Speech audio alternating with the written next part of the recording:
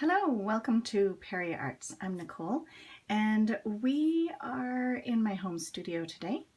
This week my students are working on pinch pots in Intro to Hand Building. So there's a few projects here that we can make with pinch pots because Halloween is coming up. This lovely little tea light idea is made from a pinch pot, very simply. Then we made a little hand-built lid and we can put a tea light inside and enjoy that for Halloween. Another project that's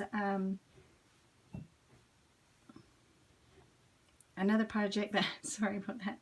Another project I made with hand building are my crows. This is the only guy that didn't sell. I think I can see why, but sculpture is another way we can employ this technique. And this one, I've got a little candle in it just to give us the Halloween flavor here. All right, so what we're going to do with the pinch pot is we're going to make a mug, a very simple pinch pot mug. This one has a foot attached and a handle. We'll cover that in another video.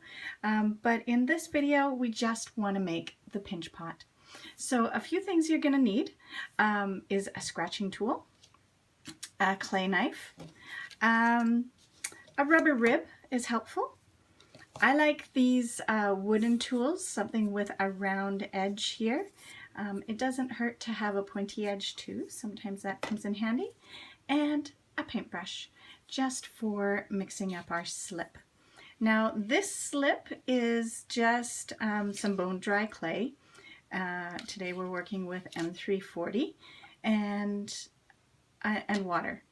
And I put a little vinegar in this one. This is a test because I've heard that that's something you can put into your slip to avoid cracking. Another thing you can use, of course, is sodium silicate. Now this clay I've reclaimed just by soaking it in water and leaving it in a bag for a few days. And now we're going to wedge it up just to make sure that there's no air pockets in the clay and to get the consistency even throughout the clay. So mixing the wet and dry together.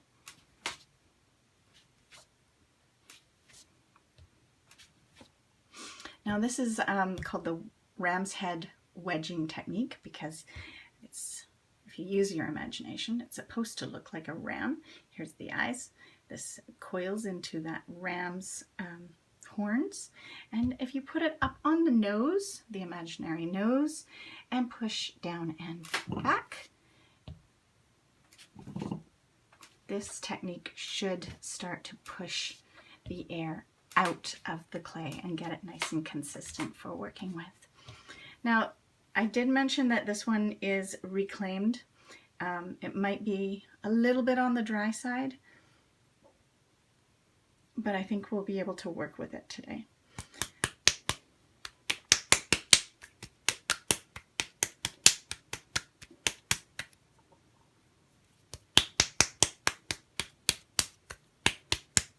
So I'm just banging it into a round ball to start with. And then I'm going to, sorry, a little bit more.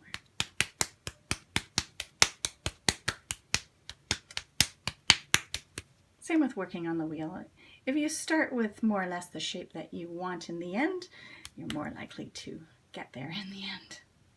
All right, so for our pinch pots, I'm going to start with my round ball. I'm going to insert my thumb here at the bottom, and I'm using my other hand to hold the shape. But for a pinch pot, simply pinching that out, pushing my thumb against my fingers. Now I'm doing this video to illustrate this carefully because all of my students, my new students to clay, have trouble with this technique. And it's not difficult, but it takes a little practice. So we're going to start with the bottom. So while we've got it under control, I'm putting my fingers on the bottom, and we're going to pinch it out along the bottom. And here we go. We're just turning and pinching, turning and pinching. You can think of it as similar to how you'd throw a pot on the wheel. Still, and we're just going to work around. So once we have the base about the thickness that we want, it's about 1/3 of an inch. It's a good thickness to keep with a pinch pot. If it gets too thin, then we start to lose control of it. And if it gets too thick, well, it's just a really heavy pot.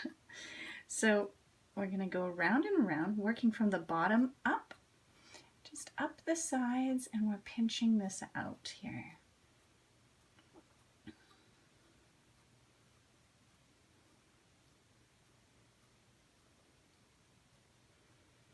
Now, the lovely thing about this technique is that it leaves all these pinched sort of evidence of fingers in the clay, if you will. And a lot of potters like that. I, for one, like this technique for that reason, but we can erase that evidence if your aesthetic wants a cleaner form later. But we're just gonna go round and pinch and round and pinch. And if your clay is a little more elastic than this one, maybe it won't do this, but if you do find that it's starting to crack, just fix that with your finger. Try not to add water at this stage. Almost, again, many of my beginner students I have to really fight the urge to add water to fix those cracks. Adding water at this point, even with the vinegar, will likely result in more cracking. Maybe not with the vinegar. I have to experiment with that one a little bit. But really, the oils in your thumb should be enough to just take care of those cracks there. And just get it all pinched up. Now, you want to keep the rim nice and even. So I like to put it down on a flat surface just to compress the rim and keep it nice and flat. And then we can go back in and smooth that out and work with it a bit more.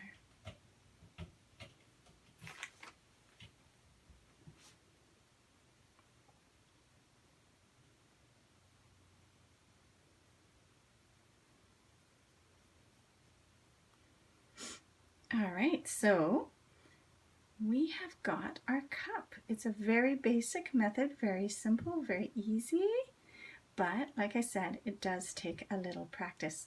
Now, once you have your pinch pot, and this one has a nice round bottom because I've kept it round in the palm of my hand.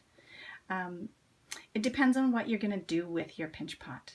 So if you're going to make it into a cup, you have to decide, is it going to sit flat on the table?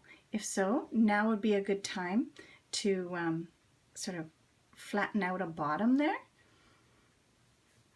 If it's going to be a jack-o'-lantern, something like this, again, you want to keep it round on the bottom, and you may even want to keep those sort of pinches, those finger marks in there to create that pumpkin kind of feel to it. Or you may not. You may want to just take those out with a Sureform tool, maybe at the leather hard stage or something like that. So this is the stage where you have to think about, what is this pinch pot going to be? What's the project? So for today, like I said, we're going to be making a cup. So we're going to add a coil for the base. We're going to add a coil for the handle. So at this point, I don't need to do much more to the base because I want to keep that nice round form at the base there. But what I will do is I will roll the coil for the handle and the base at this time, so that the clay is aging at the same rate.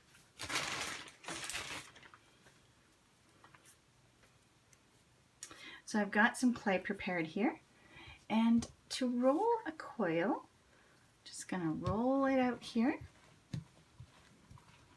Now, if you have trouble with your coils, if you find that they're cracking when you do this one looks pretty good. A tip would be just to wet your canvas a little. You work on a damp canvas, that will help.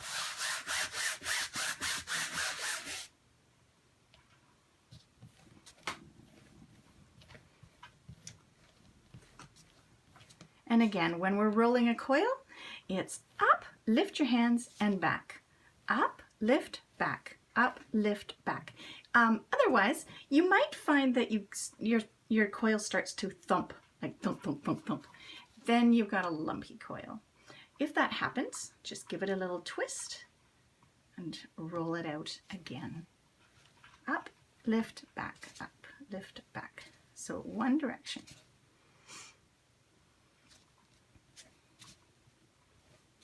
All right, so I think this is going to be sufficient for what I need. Though I've got a little inconsistency here, so I'm just going to roll that out. All right, so I'm just eyeing my coil here, see which end is going to be what.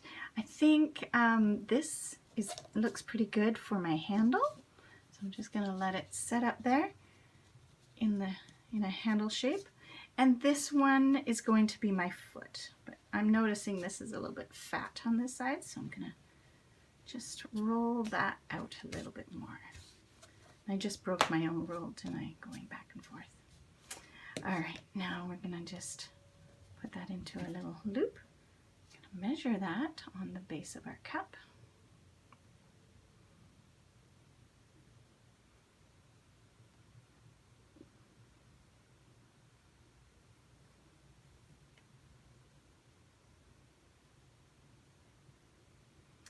All right, so this is where we need the slip and our scratching tool.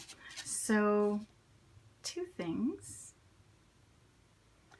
Now that I've bent the clay, I'm gonna try not to unbend it too much.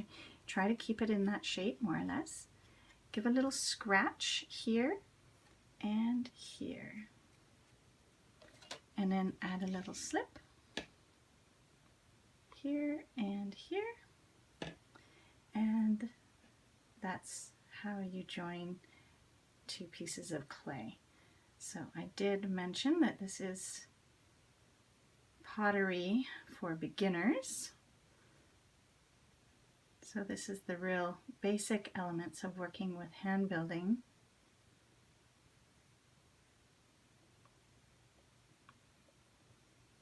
All right, so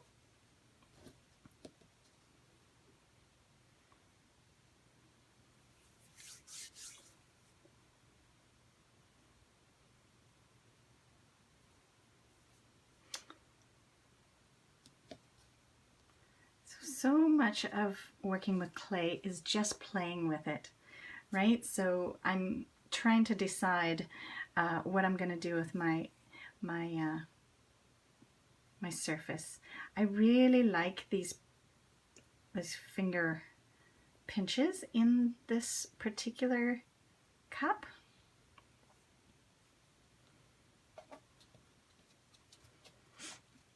As opposed to this one. So this one, I erased those pinching marks with my Sureform tool.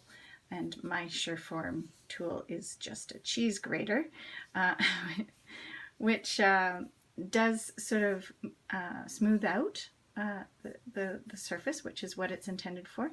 But then it leaves these big scratches, which I really enjoy, and I think the glaze that I'm going to apply to this cup is going to break on that surface really nicely, so I'm going to leave it. But you know, and it's already dry, it's already at the bone dry stage, but if you didn't like it,